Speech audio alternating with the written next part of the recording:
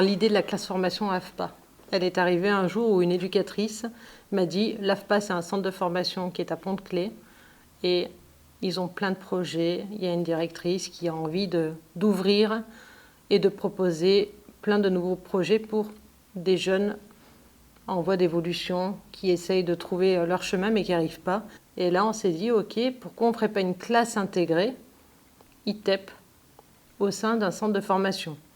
L'objectif tout simple, c'est que nos jeunes, ils ont tous peur d'aller en centre de formation. Donc on s'est dit, si on fait un préalable avec une classe à l'intérieur, du coup, ils vont prendre tout doucement leur marque et ils vont se dire, bah, finalement, un centre de formation, il n'y a pas tant de monde que ça. Les formateurs, ils ne sont pas si méchants que ça. Et on va être rassurés. Et puis en plus, si on a un problème, il y a les éducateurs qui sont en classe ici. Je vais parler de l'histoire telle que moi je l'ai accueillie. À l'AFPA, on a 20%, un peu plus de 20% de personnes en situation de handicap.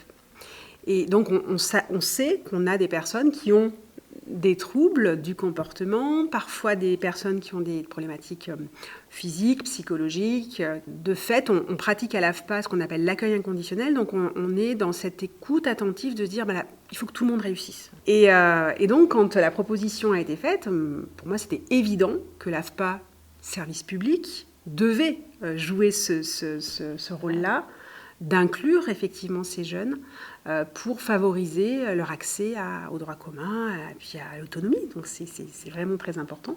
Donc moi, comment j'ai vu cette expérience-là, je l'ai vu vraiment comme l'occasion de créer effectivement la passerelle entre un public qui est éloigné mais qui doit avancer vers l'autonomie et puis la possibilité de travailler avec des experts. Sur la classe formation, dans les 15-20 ans, il y en a 15 jeunes entre 15 et 20 ans qui peuvent être en classe formation. Ces jeunes-là, ils ont tous un projet ou pas de projet. Donc dans les 2 ans, quand on les a en classe formation, l'idée c'est que les premières années viennent ici, s'acclimatent un petit peu, découvrent. Pour eux, c'est du nouveau. Et eux, ils sont en construction de projet. Donc ils peuvent aller faire des immersions dans les modules de l'AFPA s'ils le souhaitent, un peu en électricité, plomberie. Cette année, on n'a pas réussi parce qu'ils ont très peur. Et les deuxièmes années, eux, ils ont une construction de projet.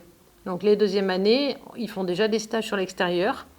Et l'idée, c'est de se dire, est-ce qu'il y a une formation ici à l'AFPA, plutôt qu'à l'IMT, parce que nous, on est ici, qui leur convient, et comment on peut, de janvier à juillet, construire avec un patron la formation de septembre.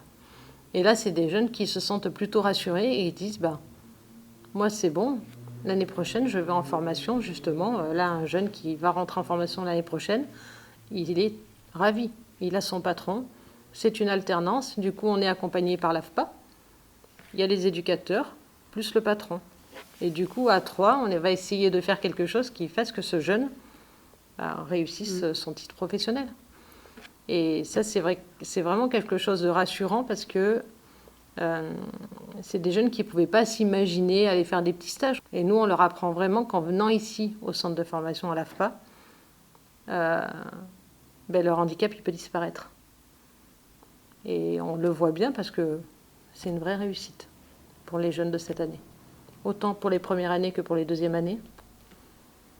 Ça nous a changé notre public des 15-20 ans. En 1 an, et je ne pensais pas du tout. Et nous, ça n'a pas changé grand-chose, si ce n'est qu'on est plus inclusif encore. En fait, pour nous, aujourd'hui, les jeunes de l'ITEP, c'est des jeunes comme tous les autres.